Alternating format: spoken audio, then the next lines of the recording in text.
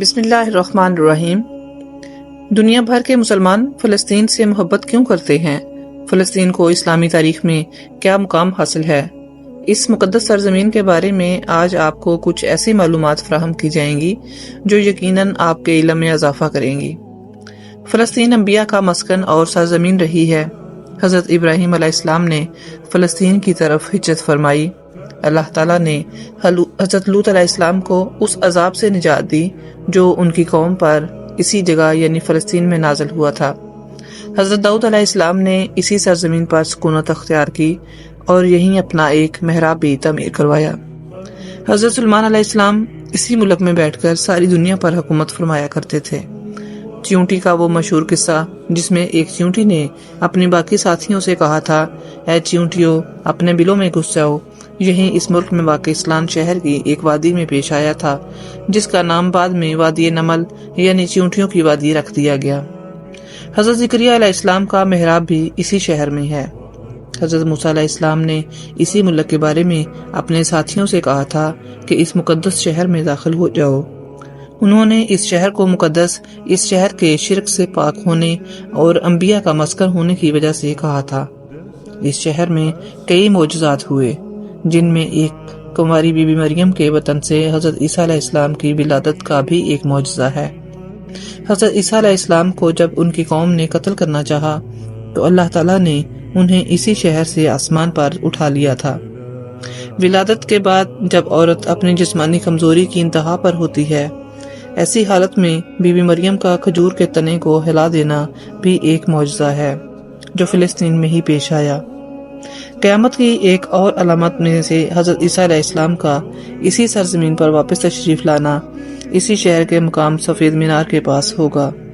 اسی شہر کے مقام باب لوط پر حضرت عیسیٰ علیہ السلام دجال کو قتل کریں گے۔ بعض روایات کے مطابق فلسطین ہی ارض محشر ہے۔ اسی شہر سے ہی یاجوج ماجوج کا زمین میں قتال اور فساد شروع ہوگا۔ اسی شہر میں وقوع پذیر ہونے والے قصوں میں سے ایک قصہ طالوت اور جالوت کا بھی ہے۔ فلسطین کو نماز کی فرضیت کے بعد مسلمانوں کا قبلہ اول ہونے کا اعزاز بھی حاصل ہے۔ ہجرت کے بعد حضرت جبرائیل علیہ السلام دوران نماز ہی حکم ربی سے آقا کریم صلی اللہ علیہ وسلم کو مسجد اقصی فلسطین سے بیت اللہ کعبہ شریف مکہ مکرمہ کی طرف رخ کروا گئے تھے۔ جس مسجد میں یہ واقعہ پیش آیا وہ مسجد آج بھی مسجد قبلتین کہلاتی ہے۔ حضور اکرم صلی اللہ علیہ وسلم معراج کی رات آسمان پر جانے سے پہلے مکہ مکرمہ سے پہلے یہاں بیت المقدس تشریف لائے تھے۔ سرکار دو عالم صلی اللہ علیہ وسلم کے اقتدار میں انبیاء نے یہاں نماز ادا فرمائی۔ اس طرح فلسطین ایک بار پھر تمام انبیاء کا مسکن بن گیا۔ سیدنا ابو ذر فرماتے ہیں کہ میں نے رسول اللہ صلی اللہ علیہ وسلم سے عرض کیا کہ زمین پر سب سے پہلی مسجد کون سی بنائی گئی؟ تو آپ صلی اللہ علیہ وسلم نے فرمایا کہ مسجد حرام یعنی خانہ کعبہ۔ میں نے عرض کیا کہ پھر کون سی مسجد بنائی گئی؟ تو آپ صلی اللہ علیہ وسلم نے فرمایا کہ مسجد اقصی یعنی بیت المقدس۔ میں نے پھر عرض کیا کہ ان دونوں کے درمیان کتنا فاصلہ تھا؟ تو آپ صلی اللہ علیہ وسلم نے فرمایا کہ 40 برس کا، اور تو جہاں بھی نماز کا وقت پا لے وہی نماز ادا کر لے، بس وہی مسجد ہے۔ وصال رسول اللہ صلی اللہ علیہ وسلم کے بعد حضرت ابو بکر صدیق رضی اللہ تعالیٰ عنہ کو اقتدار کے فتنہ اور دیگر کئی مشاکل سے نبٹنے کے لیے عسکری اور افرادی قوت کی اشد ضرورت کے باوجود بھی ارض شام یعنی فلسطین کی طرف آپ کا تیار کردہ لشکر بھیجنا بھی ایک ناقابل فراموش حقیقت ہے۔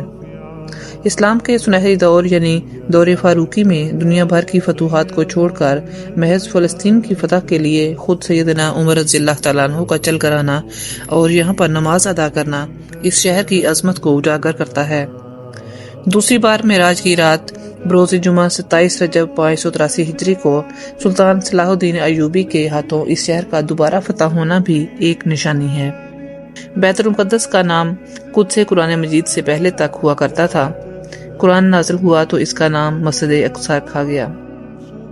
اس شہر کے اصول اور اسے رومیوں کے جبر و استبداد سے بچانے کے لیے 5000 سے زیادہ صحابہ کرام رضی اللہ تعالیٰ عنہ نے شہادت پائی اور شہادت کا باب آج تک بند نہیں ہوا۔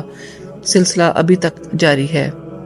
یہ شہر اس طرح شہیدوں کا شہر بھی کہلاتا ہے۔ قرآن پاک کی تعلیمات کے مطابق امت محمدیہ ہی حقیقت میں اس مقدس سرزمین فلسطین کی وارث ہے۔ فلسطین کی عظمت کا اندازہ اس بات سے بھی لگایا جا سکتا ہے کہ یہاں پر پڑھی جانے والی ہر نماز کا اجر 500 گنا بڑھا کر دیا جاتا ہے۔